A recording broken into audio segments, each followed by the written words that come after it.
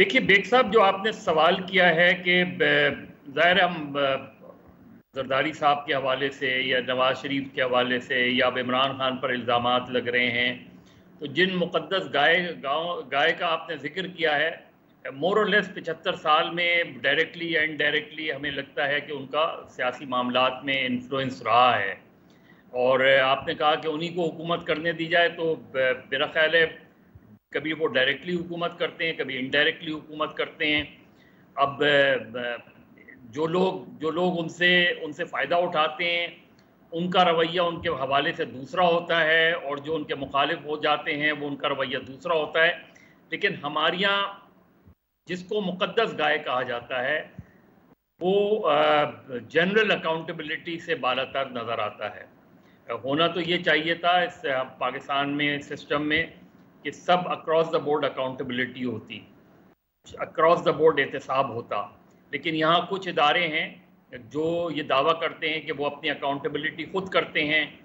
मेरा ख्याल है ये जो डबल स्टैंडर्ड्स हैं ये ख़त्म होने चाहिए। इस मुल्क में एहतसाब का एक ऐसा मौसर इदारा होना चाहिए जो अक्रॉस द बोर्ड अकाउंटेबिलिटी करे, और चाहे वो पॉलिटिकल लोग हों, गैर सियासी लोग हों, ब्यूरोक्रेट्स हों, जर्नलिस्ट हों, जिसका भी एहतसाब होना है वो एक छतरी के नीचे ही होना चाहिए। तब शायद लोगों का एतमाद उस पर से बढ़ेगा। उसमें जहाँ तक हुकूमत करने का ताल्लुक है, तो आईन पाकिस्तान बहुत वाज़ेह है, ना इसमें किसी न्यूट्रल्स की गुंजाइश है, ना इसमें किसी और की गुंजाइश है। तो मेरा ख्याल है हमें इस बारे में बहुत क्लियर होना चाहिए। देखिए अली, बड़ा इंपॉर्टेंट आपने क्वेश्चन किया है कि आप पीटीआई को क्या करना चाहिए। देखिए ये एक कानूनी और अदालती फैसला है। इसके खिलाफ सबसे पहले तो इमरान खान साहब ने और उनकी जमात ने पहले ही ये कह दिया है कि वो सुप्रीम कोर्ट से रुजू करेंगे, तो इस फैसले को चैलेंज ही किया जा सकता है। बाकी इस फैसले से जो कुछ सियासी असरात होंगे वो भी, उसके ऊपर भी पीटीआई को गौर करना पड़ेगा, क्योंकि अब आगे ज़िमनी इलेक्शंस हो रहे हैं। और आज का ये जो फैसला है इसके ऊपर बहुत सारे लोग ये कह रहे हैं कि जनाब ये हमजा शहबाज साहब को फारिग कर दिया गया। लेकिन मैं तो 2-3 दिन से जो कार्रवाई देख रहा था और सुन रहा था, और मैंने पहले भी अर्ज की थी कि ये हमजा शहबाज को फारिग करने की नहीं, ये उनको आईनी तहफ़्फ़ुज़ देने की तैयारी है। और आज के फैसले से यही लगता है कि हमजा शहबाज साहब की जो कुर्सी है वो मज़ीद मुस्तहकम होगी। तो अब पीटीआई को दोनों फ्रंट्स के ऊपर, इसको कानूनी महाज के ऊपर भी लड़ना पड़ेगा और सियासी महाज के ऊपर भी, इसलिए कि बहुत सारी कौमें जो पंजाब असेंबली के अंदर लोग हैं जो मुस्लिम लीग नून से मुनहरिफ थे, अब उनको भी ये पैगाम मिलता जा रहा है कि Hamza Shahbaz is here to stay. तो मेरे ख्याल में दोनों फ्रंट्स के ऊपर पीटीआई को लड़ना पड़ेगा, सियासी महाज और कानूनी महाज पर। देखिए मुश्ताक, मेरे ख्याल से आपका बहुत अच्छा सवाल है। हुकूमत क्या कर रही है? अभी तो नहीं लगता हुकूमत कुछ भी कर रही है, लेकिन ऐसी बहुत सी चीज़ें हैं जो हुकूमत कर सकती है ताकि ज़्यादा से ज़्यादा ख़वातीन जो हैं वो वर्क फोर्स का हिस्सा बने।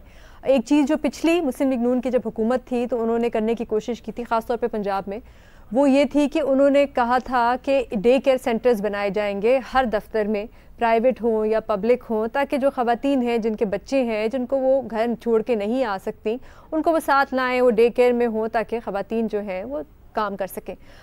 वो इम्प्लीमेंट नहीं हुआ। मैं तो यही उम्मीद करूँगी कि इस बार उस पर कोई इम्प्लीमेंटेशन हो। इसके अलावा एक और चीज़ जो ख़वातीन के लिए करी जा सकती है, जिनके जो शादीशुदा हैं, जिनके छोटे बच्चे हैं, वो है फ्लेक्सिबल वर्क टाइमिंग्स। हमने देखा है कि जब ये पेंडेमिक था कोविड का, तो उस दौरान एक बहुत सा काम जो था वो रिमोटली वर्चुअली भी हो सकता था। तो उसको इस्तेमाल करते हुए मेरे ख्याल से बहुत सी ख़वातीन हैं जिनको ये अपॉर्चुनिटी देनी चाहिए कि वो अगर घर से काम कर सकती हैं, रिमोटली काम कर सकती हैं, अगर उनका काम अफेक्ट नहीं होता तो उनके पास ये अपॉर्चुनिटी होनी चाहिए। जी शफीक साहब, बहुत बहुत शुक्रिया सवाल पूछने के लिए। आपने कहा कि हुकूमत मुद्दत पूरी करेगी, बिल्कुल ऐसा लगता है कि इरादा तो है, क्योंकि पहले इनिशियल कन्फ्यूजन थी कि मुद्दत पूरी करें या फौरी इलेक्शन में चले जाएं, लेकिन अब क्योंकि हुकूमत ने मुश्किल फैसले लिए हैं जिसमें तेल की कीमतें बढ़ गई हैं, बिजली की कीमत, गैस की कीमत में इजाफा हुआ है, मजीद टैक्सेस लगाए गए हैं, इन तमाम फैसलों से महंगाई बढ़ेगी, आवाम पर बोझ बढ़ेगा। तो हुकूमत चाहेगी कि इन मुश्किल फैसलों के बाद जो उनका पॉलिटिकल कैपिटल लूज हुआ है वो गेन करने की कोशिश करें साल के आखिर में, ताकि जब इलेक्शन में जाएं तो अपनी हुकूमत की बेहतर कारकर्दगी पेश कर सके अवाम को। लेकिन अब पूरी कर सकते हैं या नहीं, पाकिस्तान में ये नहीं कहा जा सकता। ज़्यादातर मेजॉरिटी समझती थी कि इमरान खान अपनी मुद्दत पूरी करेंगे, लेकिन वो वोट ऑफ नो कॉन्फिडेंस के जरिए निकाल दिए गए क्योंकि हालात तब्दील हो गए। तो अब मुद्दत पूरी होती है या नहीं ये प्रेडिक्ट करना मुश्किल है, लेकिन इरादा उनका अब है कि हमें हुकूमत की असेंबली की मुद्दत पूरी करनी है। जहां तक रिलीफ का ताल्लुक है, आने वाला साल बहुत मुश्किल होगा आवाम के लिए। ना सिर्फ महंगाई में इजाफा होगा, बल्कि क्योंकि आपकी जीडीपी ग्रोथ स्लो होगी, उसका मतलब यह है कि आपका कारोबार जो है वो भी स्लो होगा, बेरोजगारी में इजाफा होगा, नए लोगों को नौकरियां नहीं मिलेंगी। तो आने वाला साल मेरी नजर में बड़ा मुश्किल नजर आ रहा है, जिसको आप कहते हैं ना स्टैगफ्लेशन है, कि ग्रोथ बिल्कुल कम हो गई है और इन्फ्लेशन बहुत ज्यादा है। तो वो सूरत हाल हम देखेंगे। मुझे नहीं लगता कि 6-8 महीने में एटलीस्ट हुकूमत कोई बहुत बड़ा रिलीफ देने में कामयाब होगी, अनलेस एंड अनटिल आप ये कहें कि इस वक्त इंटरनेशनल मार्केट में जो तेल की कीमत है वो आधी हो जाए, जो कि होता हुआ नजर नहीं आ रहा अगले 4-8 महीने में। इमदाद साहब, मुझे बाकी तो हर एक की अपनी राय है। मेरी राय में ये मुद्दत पूरी कर सकेगी नहीं कर सकेगी, पाकिस्तान के अंदर मुस्तकबिल के बारे में प्रेडिक्ट करना पाकिस्तानी सियासत के बारे में बहुत मुश्किल है। वैसे भी सियासत के बारे में कहते हैं कि जो सियासत जो है उसकी लंबे अरसे के लिए उसके बारे में हतमी प्रेडिक्शन नहीं की जा सकती। बहुत से वेरिएबल्स होते हैं, बहुत सारे वाकयात होते हैं, जब वो आते हैं तो टर्न अराउंड कर देते हैं। फिर आपने देखा है कि पिछले 2-3 दिनों से एक नया टाश आया हुआ है, MQM ने, ANP ने, इन्होंने अपने नोटिस दे दिए हैं।